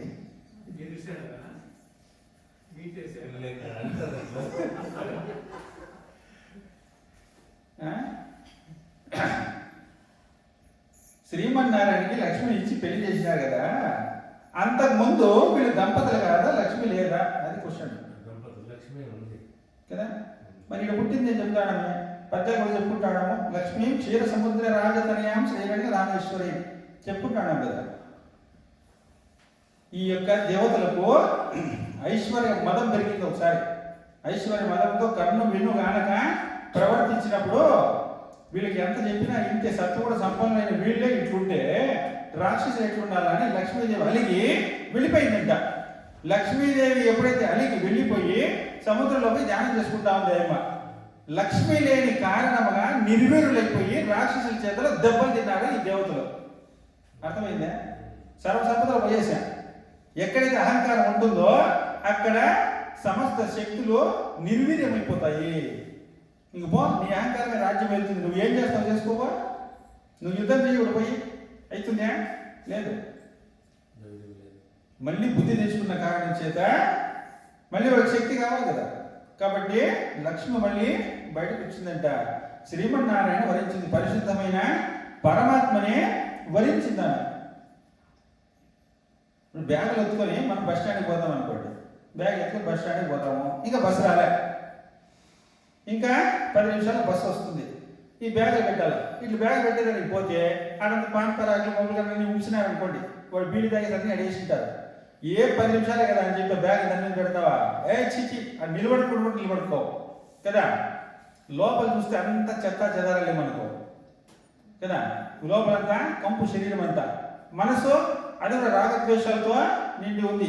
కామ, క్రోధ, లోప, మోహ, మద, మాత్సర్య, ఈర్ష, ద్వేష, పగ, ప్రతీకారాలతో చెలరేగే ఈ మనిషే చెత్తా చెదారం ఉండే దగ్గర ఒక నిమిషం కూడా నువ్వు ఉండలేకపోతే పరిశుద్ధమైన పరమాత్మ నీ దగ్గర ఉంటాడా? పరిశుద్ధమైన హృదయంలోనే ఉంటాడు. అందుకే లక్ష్మి శ్రీమన్నారాయణనే వరించింది కదా. ఆయన తన హృదయంలో పెట్టుకున్నాడు లక్ష్మిని, కానీ ఆమె ఎంచుకుంది ఆయన పాదాలను. లక్ష్మి నువ్వు ఎప్పుడు నా పాదాలు ఒత్తుతూ ఉండు అని శ్రీమన్నారాయణ చెప్పలేదండి, హృదయంలో పెట్టుకున్నాడు లక్ష్మిని. హృదయ లక్ష్మి శ్రీనివాసునికి మనం పోయినామంటే శ్రీదేవి భూదేవి ఆయన పాదాలు ఒత్తుతా ఉంటారా? ఎక్కడుంటుంది లక్ష్మీదేవి? హృదయంలో పెట్టుకున్నాడు. అంటే హృదయం అంటే నెత్తిన పెట్టుకున్నాడు అని అర్థమైన. నీకు ఎంత ప్రియమైన వస్తువు అయితే నువ్వు నెత్తిన పెట్టుకుంటావో అట్లా హృదయంలో పెట్టుకుంటావు.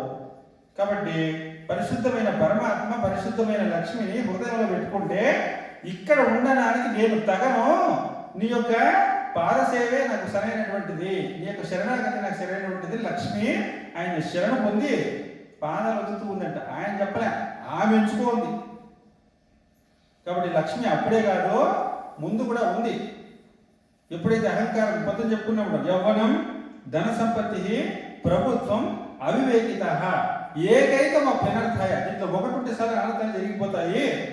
ఏమి కిము ఎత్ర చతుష్టయం, ఈ 4 ఉన్నాయనుకో, కర్ణ మీనుగా అనకుండా ప్రవర్తించి నీ సర్వస్వాన్ని నువ్వు కోల్పోతావు.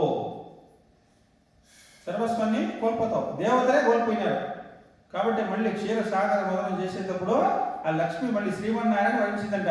శ్రీమన్నారాయణ వరించిందంటే దంపతులు ఇద్దరు ఒకటైనారంటే లోకాలన్నీ కూడా క్షేమంగా ఉంటాయి. వాళ్ళు దూరంగా ఉన్నారనుకో, ఇక లోకములో శక్తి ఉండదు. శ్రీనివాస కళ్యాణం రోజు చేస్తాం, రోజు పెళ్లి చేసేది. ఇప్పుడు మనమైతే ఒకసారి చేసుకుంటాం, అయిపోయింది, పోయిందా. మన తిరుపతిలో రోజు చేస్తా ఉన్నారే, పద్మావతి కళ్యాణం చేసిందే, శ్రీనివాస కళ్యాణం రోజు చేస్తా ఉన్నారు. రోజు కళ్యాణంగా చేసి దంపతులు కలిసి ఉంటేనే వెలుగు దీపం వేరువేరుగా ఉండగలుగుతుంది. సాధ్యమే లేదు. కాబట్టి వాళ్ళిద్దరు కలిసే ఉండాల. లక్ష్మి అనేది వెళ్ళిపోయిందండి, శ్రీమన్నారాయణ వదిలేసి. ఎంత అనర్థం జరిగిందండి, సత్వగుణ సంపన్నులైనటువంటి దేవతలే దిక్కు లేకుండా అయిపోయాయి కదా. కాబట్టి ఎప్పుడు కూడా పరమాత్మని ఆశ్రయించి ఉంటేనే నీకు ఆనందం అనేటువంటిది లభిస్తుంది. ఆనందం కావాలని లేని చోట వెతుక్కుంటూ పోతే దొరుకుతుందా? దొరకదు. కాబట్టి లక్ష్మి అప్పుడు ఉంది, ఇప్పుడు ఉంది. శ్రీమన్నారాయణకి లాంఛన పరాయిగా మరి సముద్రుడు ఆ కన్యను లక్ష్మికిచ్చి విష్ణువుకిచ్చి పెళ్లి చేసి కౌస్తుభముడిని అల్లుడికి కట్టగా ఇస్తాడు. ఆ మాలను ధరించినాడు. మరి అందరూ కూడా గిఫ్ట్లు ఇచ్చినాడు. బ్రహ్మదేవుడు అక్షమాలను, కుబేరుడు వచ్చిన అక్కడ ఉన్నటువంటి దేవతలందరూ కూడాను మరి అన్ని యొక్క వస్తువుల్ని వాళ్ళకు దానం చేసినారు. ఆ విష్ణువుకి లక్ష్మితో కళ్యాణం చేసినారు. మళ్ళీ క్షీరసాగరము జరుగుతానే ఉంది, మదనం జరుగుతూనే ఉంది. ఇక పుట్టింది భయంకరమైనటువంటి ఆలహలం, విషం. ఆ విషం పుట్టింది అంటే అక్కడ ఉన్నటువంటి వాళ్ళు మొత్తం అందరూ కూడా మాడి మసైపోయినారు. ఆ యొక్క విష జ్వాలలతో ఆకాశం అంతా ఎత్తు ఎగిరిపడతా ఉంది అదంతా. ఆ కాలకూట విషము అంటారు దాన్ని. ఆ కాలకూట విషముతో ఆ సముద్రంలో ఉన్నటువంటి ఏ ప్రాణి కూడా బతకలేదంట.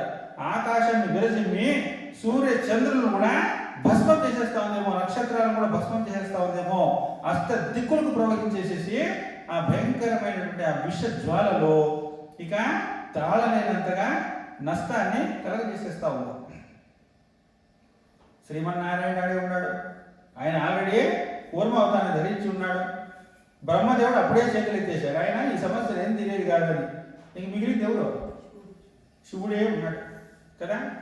ఇంకందరూ కూడా కైలాసానికి పోయినారంట. నాయన ఈ విపత్తు నుండి కాపాడు. ఇంకా ఆయన వచ్చేసరికి టైం పడుతుంది కదా. వీళ్ళంతా కైలాసానికి పోవాలా, ఆయన పిలుచుకొని రావాలి కదా. బ్రేక్ తీసుకుంటాడు అనమాట. మనం కూడా బ్రేక్ తీసుకుందాం. అయింది టైం 4 గంటలు దాటేసింది అప్పుడే. రేపటి రోజు